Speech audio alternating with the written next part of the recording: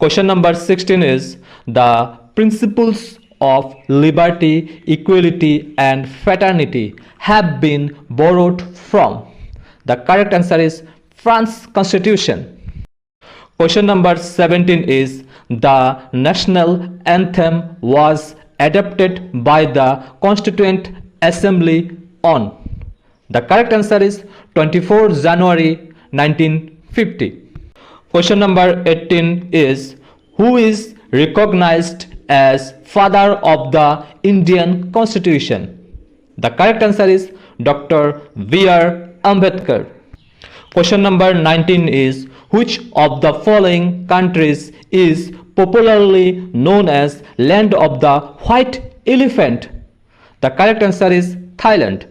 Question number 20 is the Satish Dhawan Space Center is located in. The correct answer is Sriharikota.